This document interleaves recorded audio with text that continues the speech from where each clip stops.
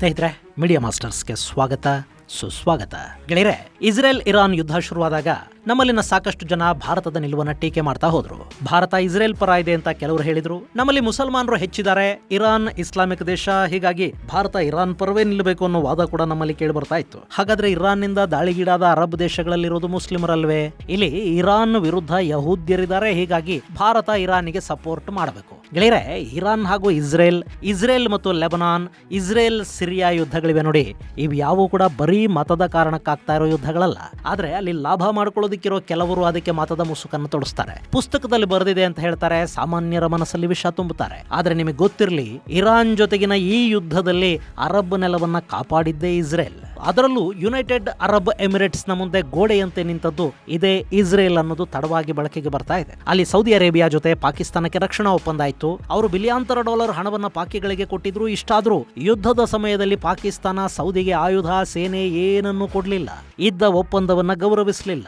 ಎರಡೂ ಸುನ್ನಿ ದೇಶಗಳು ಇಷ್ಟಾದ್ರೂ ಅಲ್ಲಿ ಬಾಯಿಚಾರ ನಿಭಾಯಿಸುವ ಕೆಲಸವನ್ನ ಪಾಕ್ ಮಾಡಲಿಲ್ಲ. ಆದ್ರೆ ಇಸ್ರೇಲ್ ಒಂದು ಇಸ್ಲಾಮಿಕ್ ದೇಶವನ್ನ ಕಾಪಾಡೋದಕ್ಕೆ ತನ್ನ ಸೇನೆ, ಆಯುಧಗಳನ್ನು ಕೂಡ ಕಳುಹಿಸಿಕೊಡ್ತು.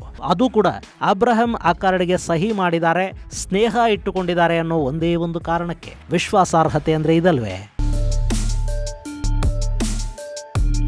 ಗೆಳೆಯರೆ, ಇದನ್ನ ಎತ್ತಿಗೆ ಜ್ವರ ಬಂದ್ರೆ ಎಮ್ಮೆಗೆ ಬರೆ ಹಾಕಿದ್ರು ಅಂತಾದ್ರೂ ನೀವು ಅಂದ್ಕೊಳ್ಳಿ, ಅಥವಾ ಗಂಡ ಹೆಂಡತಿ ಜಗಳದಲ್ಲಿ ಕೂಸು ಬಡವ ಆಯ್ತು ಅನ್ನೋ ಗಾದೆಗೆ ಬೇಕಾದ್ರೂ ಅನ್ವಯಿಸ್ಕೊಳ್ಳಿ. ಆದ್ರೆ ಅಮೆರಿಕ ಮತ್ತು ಇರಾನ್ನ ಸಂಘರ್ಷದಲ್ಲಿ ಅತಿ ಹೆಚ್ಚು ವಧೆ ತಿಂದದ್ದು, ಅತಿ ಹೆಚ್ಚು ನಷ್ಟವನ್ನ ಅನುಭವಿಸಿದ್ದು ಅರಬ್ ದೇಶಗಳು. ಇಲ್ಲಿ ಅರಬರಿಗೆ ಇರಾನ್ನಲ್ಲಿ ಇಸ್ಲಾಮಿಕ್ ರೆಜಿಮ್ ಅನ್ನೋದೊಂದು ಥ್ರೆಟ್ ಆಗಿತ್ತು. ಕಳೆದ 4.5 ದಶಕಗಳಿಂದ ಕೂಡ ಅವರು ಆ ರೆಜಿಮ್ ಅನ್ನ ಬದಲಿಸೋದಕ್ಕೆ ಪ್ರಯತ್ನಗಳನ್ನ ಮಾಡ್ತಲೇ ಇದ್ರು. ಆದ್ರೆ ಅರಬರು ಯುದ್ಧ ಗಿದ್ದ ಮಾಡೋ ಜನ ಅಲ್ಲ. ಅವರಿಗೆ ಅದಕ್ಕೆ ಕೂಡ ಬಾಡಿಗೆ ಸೈನಿಕರು ಬೇಕು. ಅವ್ರ ಹತ್ರ ಹಣ ಇದೆ, ಕಂಫರ್ಟ್ ಝೋನ್ ಅಲ್ಲಿ ಇದ್ದಾರೆ, ಸೊ ಅವರು ಯುದ್ಧ ಮಾಡೋದಕ್ಕೆ ಹೋಗೋದಿಲ್ಲ. ಹಾಗಂತ ಸುಮ್ಮನೆ ಇದ್ರೆ ಇರಾನ್ ಅರಬ್ ನೆಲದಲ್ಲಿ ಕೂಡ ರಾಜ ಆಡಳಿತವನ್ನ ಕಿತ್ತೆಸೆದು ಅಲ್ಲೂ ಇಸ್ಲಾಮಿಕ್ ಕ್ರಾಂತಿಗೆ ಬೇಕಾದ ವ್ಯವಸ್ಥೆಗಳನ್ನು ಮಾಡುತ್ತೆ. ಶಿಯಾ ಜನಾಂಗ ಮತ್ತು ಪ್ರಾಕ್ಸಿ ಸಂಘಟನೆಗಳ ಮೂಲಕ ಈಗಾಗಲೇ ಅಲ್ಲಿನ ಸಾಕಷ್ಟು ದೇಶಗಳಲ್ಲಿ ಇರಾನ್ ಅರಾಜಕತೆಗೆ ಕಾರಣ ಆಗಿದೆ. ಸೊ ಇರಾನ್ ಅನ್ನ ಮಟ್ಟ ಹಾಕಬೇಕು ಅನ್ನೋ ಆಸೆ ಕೂಡ GCC ದೇಶಗಳಿಗಿತ್ತು. ಹಾಗಂತ ಇಸ್ರೇಲ್ ಜೊತೆ ನೇರವಾಗಿ ದೋಸ್ತಿ ಮಾಡ್ಕೊಳ್ಳೋ ಹಾಗೂ ಇರಲಿಲ್ಲ. ಹಾಗೆ ಮಾಡಿದ್ರೆ ಇಷ್ಟು ದಿನ ಅವರೇ ಹಚ್ಚಿದ ಮತಾಂಧತೆಯ ಬೆಂಕಿ ಅವರನ್ನೇ ಸುಟ್ಟು ಬಿಟ್ಟಿತ್ತು ಅನ್ನೋ ಭಯ. ಇನ್ನು ಅಮೆರಿಕ ಕೂಡ ಇರಾನ್ ವಿರುದ್ಧ ಯುದ್ಧಕ್ಕೆ ದೊಡ್ಡ ಬೆಂಬಲ ಕೊಡೋ ಲಕ್ಷಣಗಳಿರಲಿಲ್ಲ. ಹೀಗಾಗಿ GCC ದೇಶಗಳು ಅಂದ್ರೆ ಗಲ್ಫ್ ಕೋಆಪರೇಷನ್ ಕೌನ್ಸಿಲ್ ದೇಶಗಳು ಔಡುಗಚ್ಚಿಕೊಂಡು ಸುಮ್ಮನೆ ಕೂತ್ಕೊಂಡಿದ್ವು. ಆದ್ರೆ ಕಳೆದ ಬಾರಿ ಡೊನಾಲ್ಡ್ ಟ್ರಂಪ್ ಅಮೆರಿಕದ ಅಧ್ಯಕ್ಷರಾದ್ರು ನೋಡಿ, ಆಮೇಲೆ ಪರಿಸ್ಥಿತಿ ಬದಲಾಗ್ತಾ ಹೋಯ್ತು. ಅವರು ಇರಾನ್ ವಿರುದ್ಧ ಒಂದಷ್ಟು ನಿರ್ಧಾರಗಳನ್ನ ತಗೊಳ್ತಾ ಹೋದ್ರು, ನಿರ್ಬಂಧಗಳನ್ನ ಬಿಗಿಗೊಳಿಸಿದ್ರು. ಅರಬರಿಗೂ ಇಸ್ರೇಲಿಗೂ ದೋಸ್ತಿ ಮಾಡಿಸೋದಕ್ಕೆ ಅಬ್ರಹಂ ಅಕಾರ್ಡ್ಗೆ ಸಹಿ ಮಾಡಿಸಿದ್ರು. Israel, Morocco, Sudan, United Arab Emirates ಹಾಗೂ ಬಹ್ರೇನ್ಗಳು ಈ ಒಪ್ಪಂದಕ್ಕೆ ಸಹಿಯನ್ನ ಹಾಕಿದ್ವು. ಸೌದಿ, ಕುವೈತ್, ಕತಾರ್ ಮುಂತಾದ ದೇಶಗಳು ಇದರಿಂದ ದೂರಾನೇ ಉಳಿದು. ಇನ್ನು ಈಗ ಇರಾನ್ UAE ಮತ್ತು ಬಹ್ರೇನ್ಗಳನ್ನ ಗುರಿಯಾಗಿಸಿಕೊಂಡು ದೊಡ್ಡ ಮಟ್ಟದ ದಾಳಿಗಳನ್ನ ಮಾಡೋದಕ್ಕೆ ಕಾರಣ ಕೂಡ ಅವರು ಇಸ್ರೇಲ್ ಜೊತೆ ಒಪ್ಪಂದಗಳನ್ನ ಮಾಡಿಕೊಂಡಿದ್ದಾರೆ. ಆ ಮೂಲಕ ತಮ್ಮ ಬಲವನ್ನ ಹೆಚ್ಚು ಮಾಡಿಕೊಂಡಿದ್ದಾರೆ ಅನ್ನೋದು. ಇನ್ನು ಈ ಎರಡು ದೇಶಗಳ ಮೇಲೆ ಇರಾನ್ ಭಾರಿ ಪ್ರಮಾಣದ ಡ್ರೋನ್ ಹಾಗೂ ಮಿಸೈಲ್ ದಾಳಿಗಳನ್ನ ಮಾಡ್ತು. ಇಲ್ಲಿವರೆಗೆ ಸಿಕ್ಕಿರೋ ಲೆಕ್ಕಾಚಾರದ ಪ್ರಕಾರ UAE ಮೇಲೆ ಇರಾನ್ ಒಟ್ಟು 550 ಬ್ಯಾಲಿಸ್ಟಿಕ್ ಮಿಸೈಲುಗಳು, 2200ಕ್ಕೂ ಹೆಚ್ಚು ಶಾಹೀದ್ ಮತ್ತು ಇನ್ನಿತರ ಡ್ರೋನುಗಳಿಂದ ದಾಳಿ ಮಾಡಿದೆ. ಗೆಳೆಯರೆ, ಈ ಅರಬ್ ಎಮಿರೇಟ್ಸ್ ಮತ್ತು ಬಹ್ರೇನ್ ಅನ್ನೋ ಎರಡೂ ದೇಶಗಳು ಎಷ್ಟಿವೆ ಅನ್ನೋದನ್ನ ಒಂದ್ಸರಿ ನೋಡ್ಬಿಡಿ. ಈ ದೇಶಗಳ ಮೇಲೆ 550 ಬ್ಯಾಲಿಸ್ಟಿಕ್ ಮಿಸೈಲುಗಳು, 2200ಕ್ಕೂ ಹೆಚ್ಚು ಡ್ರೋನುಗಳು ಒಂದೇ ಸರಿ ಬಂದು ಬಿದ್ದು ಬಿಟ್ರೆ ಈ ನೆಲದ ಗತಿ ಏನಾಗಬೇಡ. ಆದ್ರೆ ಅಲ್ಲಿ ಬಹುತೇಕ ಮಿಸೈಲ್ ಮತ್ತು ಡ್ರೋನುಗಳನ್ನ ಹೊಡೆದು ಹಾಕೋದ್ರಲ್ಲಿ UAE ಸಫಲ ಆಯಿತು. ಅದಕ್ಕೆ ಕಾರಣ ಯುನೈಟೆಡ್ ಅರಬ್ ಎಮಿರೇಟ್ಸ್ ನಲ್ಲಿದ್ದ ಏರ್ ಡಿಫೆನ್ಸ್ ಸಿಸ್ಟಮ್ಗಳು. ಸ್ನೇಹಿತರೆ, UAEನ ಶಾಂತಿಯ ನೆಲ ಅಂತ ಅವ್ರು ಹೇಳ್ಕೋತಾರೆ. ಜಗತ್ತು ಕೂಡ ಅದನ್ನ ನಂಬುತ್ತೆ. ಹಿಂಗಾಗಿನೇ ಅಲ್ಲಿ ಅತಿ ಹೆಚ್ಚು ವಿದೇಶಿ ಹೂಡಿಕೆಗಳು. ಆದ್ರೆ ಸಿಪ್ರಿಯ ವರದಿ ಪ್ರಕಾರ ಆಯುಧಗಳ ಆಮದುದಾರ ದೇಶಗಳ ಪಟ್ಟಿಲಿ UAE 8ನೇ ಸ್ಥಾನವನ್ನು ಪಡ್ಕೊಂಡಿದೆ. ಆ ಪಟ್ಟಿಲಿ 2026ರಲ್ಲಿ ಯುಕ್ರೇನ್ ಮೊದಲ ಸ್ಥಾನದಲ್ಲಿದ್ರೆ, ಭಾರತ 2 ಹಾಗೂ ಸೌದಿ ಅರೇಬಿಯಾ 3ನೇ ಸ್ಥಾನದಲ್ಲಿವೆ. UAEಗೆ 6ನೇ ಸ್ಥಾನ. ಅಮೆರಿಕ, ಫ್ರಾನ್ಸ್, ದಕ್ಷಿಣ ಕೊರಿಯಾ, ಟರ್ಕಿ ಹಾಗೂ ಸೌತ್ ಆಫ್ರಿಕಾದಿಂದ ಎಮಿರೇಟ್ಸ್ ಆಯುಧಗಳನ್ನ ಖರೀದಿ ಮಾಡುತ್ತೆ. ಇಲ್ಲಿ UAE ಹತ್ರ ಅಮೆರಿಕ ನಿರ್ಮಿತ ಥಾಡ್ ಏರ್ ಡಿಫೆನ್ಸ್ ಇದೆ. ಇದು ಬ್ಯಾಲಿಸ್ಟಿಕ್ ಮಿಸೈಲ್ ಮಿಸೈಲ್ಗಳನ್ನ ಹೊಡೆದು ಹಾಕೋ ಸಾಮರ್ಥ್ಯವನ್ನು ಹೊಂದಿದೆ. ಹಾಗೆ ಪ್ಯಾಟ್ರಿಯಾಟ್ ಮಿಸೈಲ್ಗಳನ್ನ ಕೂಡ UAE ಹೊಂದಿದೆ. ಇವು ಹೈ ವೆಲಾಸಿಟಿ ಬ್ಯಾಲಿಸ್ಟಿಕ್ ಮಿಸೈಲ್ ಹಾಗೂ ಏರ್ ಕ್ರಾಫ್ಟ್ ಗಳನ್ನ ಹೊಡೆದು ಹಾಕತ್ವೆ.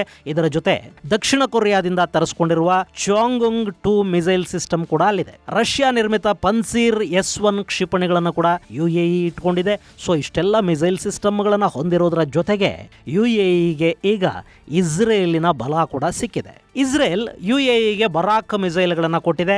ಅದೆಲ್ಲದಕ್ಕಿಂತ ಹೆಚ್ಚಾಗಿ ಅಲ್ಲಿ ಇರಾನಿನ ದಾಳಿಗಳನ್ನ ಎದುರಿಸೋದಕ್ಕೆ ಸಾಧ್ಯವಾಗದೆ UAE ಸಮಸ್ಯೆಗೆ ತುತ್ತಾದಾಗ ಅಮೆರಿಕ ಹೆಚ್ಚಿನ ಆಯುಧಗಳನ್ನ ಸರಬರಾಜು ಮಾಡೋದ್ರಲ್ಲಿ ವಿಫಲವಾದ ಕೂಡಲೇ ಅರಬ್ ಎಮಿರೇಟ್ಸ್ ನ ರಕ್ಷಣೆಗೆ ಬಂದದ್ದು ಇಸ್ರೇಲ್. ಎಮಿರೇಟ್ಸ್ ನ ದೊರೆ MBZ ನೆತನ್ಯಾಹುಗೆ ಕಾಲ್ ಮಾಡಿ ಪರಿಸ್ಥಿತಿಯನ್ನ ವಿವರಿಸಿದ್ರಂತೆ. ತಕ್ಷಣ ಇಸ್ರೇಲ್ ಅಲ್ಲಿಗೆ ಐರನ್ ಡೋಮ್ ಅನ್ನ ಕಳುಹಿಸಿಕೊಡ್ತು. ಇರಾನ್ ನಿಂದ ಹಾರಿ ಬಂದ ಬಹುತೇಕ ಡ್ರೋನುಗಳನ್ನ ಈ ಐರನ್ ಡೋಮ್ ನಾಶ ಮಾಡ್ತಾ ಹೋಯ್ತು. ಒಂದು ಲೆಕ್ಕಾಚಾರದ ಪ್ರಕಾರ ಇರಾನ್ನ ಡ್ರೋನುಗಳ ಪೈಕಿ 92% ಈ ಐರನ್ ಡೋಮ್ ಹೊಡೆದು ಹಾಕ್ತಂತೆ. ಈ ಮೂಲಕ ಇರಾನ್ ನಿಂದ UAEಗೆ ಆಗಲಿದ್ದ ದೊಡ್ಡ ಸಮಸ್ಯೆಯನ್ನ ಇಸ್ರೇಲಿನ ಐರನ್ ಡೋಮ್ ನಿವಾರಣೆ ಮಾಡ್ತು ಅನ್ನೋ ಮಾಹಿತಿಗಳು ಈಗ ಹೊರಬೀಳ್ತಾ ಇವೆ. ಗೆಳೆಯರೆ, ಈ ಐರನ್ ಡೋಮ್ ಅನ್ನೋದು ಇಸ್ರೇಲ್ ನಿರ್ಮಿತ all weather mobile air defence system. ಇವುಗಳನ್ನ ಇಸ್ರೇಲ್ನ ರಫೇಲ್ ಅಡ್ವಾನ್ಸ್ ಸಿಸ್ಟಮ್ ನಿರ್ಮಾಣ ಮಾಡಿದೆ. ಇವು ಶಾರ್ಟ್ ರೇಂಜ್ನ ರಾಕೆಟ್ ಮತ್ತು ಆರ್ಟಿಲರಿ ಶೆಲ್ಗಳನ್ನು ಹೊಡೆದು ಹಾಕೋದಕ್ಕೆ ಅಂತಲೇ ತಯಾರು ಮಾಡಲಾಯಿತು. ಆದರೆ ಇತ್ತೀಚೆಗೆ ಡ್ರೋನ್ಗಳ ಸಮಸ್ಯೆ ಹೆಚ್ಚಾದ ನಂತರ ಇವು ಡ್ರೋನ್ಗಳನ್ನು ಕೂಡ ಟಾರ್ಗೆಟ್ ಮಾಡಿಕೊಳ್ಳೋ ವ್ಯವಸ್ಥೆಯನ್ನ ಇದರಲ್ಲಿ ರೂಪಿಸಲಾಯಿತು. ಇನ್ನು ಈ ಐರನ್ ಡೋಮ್ 2.5 ಕಿಲೋಮೀಟರ್ನಿಂದ 70 ಕಿಲೋಮೀಟರ್ ವ್ಯಾಪ್ತಿಯಲ್ಲಿನ ಮಿಸೈಲ್ ಹಾಗೂ ಶೆಲ್ಗಳನ್ನ ಹೊಡೆದು ಹಾಕೋ ಸಾಮರ್ಥ್ಯವನ್ನು ಹೊಂದಿದೆ. ಇದನ್ನ ಇಸ್ರೇಲ್ 2011 ಮಾರ್ಚ್ ಅಲ್ಲಿ ಮೊದಲ ಬಾರಿಗೆ ತನ್ನ ರಕ್ಷಣೆಗಾಗಿ ನಿಯುಕ್ತಿ ಮಾಡಿತು. ಮೊದಲಿಗೆ ಹಮಾಸ್ನ ರಾಕೆಟ್ಗಳನ್ನ ಐರನ್ ಡೋಮ್ ಹೊಡೆದು ಹಾಕ್ತಾ ಇತ್ತು. ಅಲ್ಲಿಂದ ಇಲ್ಲಿವರೆಗೆ ಇಸ್ರೇಲ್ ಈ ಏರ್ ಡಿಫೆನ್ಸ್ ಅನ್ನ ಬಳಸ್ತಾ ಹೋಗ್ತಾ ಇದೆ. ಇದು ಇಸ್ರೇಲ್ ಅನ್ನೋ ಈ ಪುಟ್ಟ ನೆಲವನ್ನ ಶತ್ರುಗಳಿಂದ ಕಾಪಾಡೋದ್ರಲ್ಲಿ ದೊಡ್ಡ ಪಾತ್ರವನ್ನ ನಿರ್ವಹಿಸ್ತಾ ಇದೆ. ಸದ್ಯಕ್ಕೆ ಇವುಗಳನ್ನ ಲೆಬನಾನ್ ಗಡಿಯಲ್ಲಿ ಗಾಜಾಪಟ್ಟಿ ಕಡೆ ಹಾಗೂ ಇರಾನ್ನ ಕಡೆ ಕೂಡ ಮುಖ ಮಾಡಿ ನಿಲ್ಲಿಸಲಾಗಿದೆ. ಇಸ್ರೇಲ್ ತನಗಾಗಿ ಮಾಡಿಕೊಂಡ ಈ ಏರ್ ಡಿಫೆನ್ಸ್ ಅನ್ನ ಮೊಟ್ಟ ಮೊದಲ ಬಾರಿಗೆ ವಿದೇಶವೊಂದಕ್ಕೆ ಈ ಬಾರಿ ಕೊಟ್ಟಿದೆ. ಅದಕ್ಕಿಂತ ವಿಶೇಷ ಅಂದ್ರೆ ಅರಬ್ ದೇಶಕ್ಕೆ, ಇಸ್ಲಾಮಿಕ್ ದೇಶಕ್ಕೆ ಇಸ್ರೇಲ್ ತನ್ನ ಅತ್ಯಂತ ಬಲಿಷ್ಠ ಆಯುಧ ರಕ್ಷಣೆಯನ್ನು ಕೊಟ್ಟಿದೆ. ಜೊತೆಗೆ ಅದನ್ನು ಆಪರೇಟ್ ಮಾಡೋದಕ್ಕೆ ತನ್ನದೇ ಆದ IDF ಸಿಬ್ಬಂದಿಯನ್ನು ಕೂಡ ಇಸ್ರೇಲ್ UAEಗೆ ಕಳುಹಿಸಿಕೊಟ್ಟಿದೆ. ಇಲ್ಲಿ ಇಸ್ರೇಲ್ ಇಷ್ಟ ಆಗೋದಕ್ಕೆ ಇನ್ನೂ ಒಂದು ಕಾರಣ ಕೂಡ ಇದೆ. ಯುದ್ಧ ಶುರುವಾದ ಮೇಲೆ ಇಸ್ರೇಲಿನ ರಕ್ಷಣೆಗೆ ಕೂಡ ಐರನ್ ಡೋಮ್ ಹಾಗೂ ಇನ್ನಿತರ ಏರ್ ಡಿಫೆನ್ಸ್ಗಳ ಅಗತ್ಯ ತುಂಬಾನೇ ಇತ್ತು. ಇನ್ನು ಅಲ್ಲಿನ ನೆತನ್ಯಾಹು ಸರ್ಕಾರಕ್ಕೆ ಬಹುಮತ ಬೇರೆ ಇಲ್ಲ. ಅದು ಸಮ್ಮಿಶ್ರ ಸರ್ಕಾರ. ಸಮ್ಮಿಶ್ರ ಸರ್ಕಾರಗಳು ಹೇಗಿರುತ್ತವೆ, ಹೇಗೆ ಕೆಲಸ ಮಾಡುತ್ತವೆ ಅನ್ನೋದು ನಿಮಗೆ ಗೊತ್ತಿದೆ. ಅಲ್ಲಿ ಎಲ್ಲರೂ ತಮ್ಮ ತಮ್ಮ ಪ್ರತಿಷ್ಠೆಯನ್ನು ದೊಡ್ಡದು ಮಾಡೋದಕ್ಕೆ ಹೋಗ್ತಾರೆ. ಇಸ್ರೇಲ್ ಅಲ್ಲಿ ಕೂಡ ಹೆಚ್ಚುವರಿ ಐರನ್ ಡೋಮ್ ನಿರ್ಮಾಣಕ್ಕೆ ರಫೇಲ್ ಅಡ್ವಾನ್ಸ್ಡ್ ಸಿಸ್ಟಮ್ಗೆ ಆರ್ಡರ್ ಪ್ಲೇಸ್ ಮಾಡಬೇಕು. ಆದ್ರೆ ಅದಕ್ಕೆ ಅಲ್ಲಿನ ಮಿತ್ರ ಪಕ್ಷಗಳ ಸರ್ಕಾರ ಸಹಮತವನ್ನ ಸೂಚಿಸಲಿಲ್ಲ. ಡಿಫೆನ್ಸಿವ್ ಸಾಕು, ಇನ್ನು ಅಫೆನ್ಸಿವ್ ಆಯುಧಗಳನ್ನ ಹೆಚ್ಚು ಮಾಡಿಸಿ ಅಂತ ಅವರು ಅಡ್ವೈಸ್ ಮಾಡ್ತಾ ಕೂತ್ಕೊಂಡ್ರು. ಈಗ ಇರೋ ಡಿಫೆನ್ಸಿವ್ ಐರನ್ ಡೋಮ್ಗಳೇ ನಮಗೆ ಸಾಕು ಅನ್ನೋ ವಾದ ಅವರದ್ದು. ಇಂಥ ಸಂದರ್ಭದಲ್ಲಿ ಅರಬ್ ಎಮಿರೇಟ್ಸ್ ತನ್ನ ಮೇಲಿನ ದಾಳಿಯ ಬಗ್ಗೆ ಹೇಳ್ಕೊಳ್ಳುತ್ತೆ. ಅಮೆರಿಕದ ಸೇನಾ ಪಡೆಗಳು, ಅವರ ಆಯುಧಗಳು ಹೇಗೆ ಕೆಲಸ ಮಾಡ್ತಾ ಇವೆ, ಅವು ಹೇಗೆ ಇರಾನಿನ ಡ್ರೋನುಗಳನ್ನ ನ್ಯೂಟ್ರಲೈಸ್ ಮಾಡೋದ್ರಲ್ಲಿ ವಿಫಲವಾಗ್ತಾ ಇವೆ ಅನ್ನೋದನ್ನ MBZ ಇಸ್ರೇಲಿನ ಪ್ರಧಾನಿಗೆ ತಿಳಿಸ್ತಾರೆ. ತಕ್ಷಣ ಇಸ್ರೇಲ್ ಮತ್ತೊಂದು ಯೋಚನೆ ಕೂಡ ಮಾಡಿದೆ. ಒಂದು ಬ್ಯಾಟರಿ ಐರನ್ ಡೋಮ್, ಅದಕ್ಕೆ ಬೇಕಾದ ಅಷ್ಟು ಮಿಸೈಲು ಮತ್ತು ಅದನ್ನ ಆಪರೇಟ್ ಮಾಡೋದಕ್ಕೆ ಬೇಕಾದ ಜನರನ್ನ ಕೂಡ ತಕ್ಷಣ ಎಮಿರೇಟ್ಗೆ ಕಳುಹಿಸಿಕೊಡ್ತಾರೆ. ನಮ್ಮ ಕಷ್ಟಗಳೇನೇ ಇರಲಿ, ಅದರ ನಡುವೆ ಮಿತ್ರರ ಕಷ್ಟಗಳಿಗೆ ಕೂಡ ಪರಿಹಾರ ಸೂಚಿಸೋ ಕೆಲಸ ಮಾಡೋದು ನಿಜವಾದ ನಾಯಕತ್ವ. ಅದನ್ನ ಇಸ್ರೇಲ್ ಇಲ್ಲಿ ಮಾಡಿದೆ. ಬಿಡಿ, ಪಾಕಿಸ್ತಾನವನ್ನು ಪ್ರೀತಿಸೋರ್ಗಿದ ಅರ್ಥ ಆಗೋದಿಲ್ಲ. ಈಗ ಪಾಕಿಸ್ತಾನ ನೋಡಿ, ಕಳೆದ ಸೆಪ್ಟೆಂಬರ್ ಅಲ್ಲಿ ಸೌದಿಯ ಜೊತೆ ರಕ್ಷಣಾ ಒಪ್ಪಂದ ಮಾಡಿಕೊಂಡಿತ್ತು. ಅದರ ಪ್ರಕಾರ ಸೌದಿ ಅರೇಬಿಯಾ ಮೇಲೆ ದಾಳಿ ಆಗುವಾಗ ಪಾಕಿಸ್ತಾನ ಅವರ ನೆರವಿಗೆ ನಿಲ್ಲಬೇಕಿತ್ತು. ಆದ್ರೆ ಅವರು ಮಾಡಿದ್ದೇನು? ಸೌದಿಯ ಮೇಲೆ ಮಿಸೈಲ್ಗಳು ಬೀಳ್ತಾ ಇದ್ದ ಸಂದರ್ಭದಲ್ಲಿ ನಾವು ನಿಮಗೆ ಆಯುಧ ಕೊಟ್ರೆ ನೀವು ನಮಗೇನು ಕೊಡ್ತೀರಿ ಅನ್ನೋ ವ್ಯಾಪಾರ. ಕಡೆಗೆ ಆ ಕಷ್ಟದಲ್ಲೂ ಸೌದಿಯಿಂದ ಮತ್ತೆ $5 ಬಿಲಿಯನ್ ಹಣವನ್ನ ಪಾಕಿಸ್ತಾನ ತಗೊಂಡಿದೆ. ಆದ್ರೆ ಸೇನಾ ನೆರವು ಅದಿನ್ನೂ ಸಾಧ್ಯ ಆಗಿಲ್ಲ. ಪಾಕಿಸ್ತಾನ ಇರಾನಿನ ಜೊತೆ ಸುಮ್ಮನೆ ಸಂಧಾನದ ಹೆಸರಲ್ಲಿ ಟೈಮ್ ಪಾಸ್ ಮಾಡ್ತಾ ಹೋಗ್ತಾ ಇದೆ. ಆದ್ರೆ ಇಸ್ರೇಲ್ ಯಾವ ಅರಬರ ವಿರುದ್ಧ ತನ್ನನ್ನು ತಾನು ಕಾಪಾಡಿಕೊಳ್ಳೋದಕ್ಕೆ ಐರನ್ ಡೋಮ್ ಅನ್ನ ಮಾಡಿಕೊಂಡಿತ್ತೋ ಅದನ್ನ ಈಗ ಅರಬರ ರಕ್ಷಣೆಗೆ ಬಳಸ್ತಾ ಇದೆ. ಇದು ಯಹೂದ್ಯರು ಮುಸ್ಲಿಂ ದೇಶವನ್ನ ಮತ್ತೊಂದು ಇಸ್ಲಾಮಿಕ್ ರೆಜಿಮ್ನಿಂದ ಕಾಪಾಡಿದ ಕಥೆ. ಮುಂದಿನ ಸಂಚಿಕೆಯಲ್ಲಿ ಮತ್ತಷ್ಟು ವಿಶೇಷಗಳ ಜೊತೆ ಮತ್ತೆ ಭೇಟಿಯಾಗೋಣ. ಅಲ್ಲಿವರೆಗೆ ಜೈ ಹಿಂದ್, ಜೈ ಕರ್ನಾಟಕ.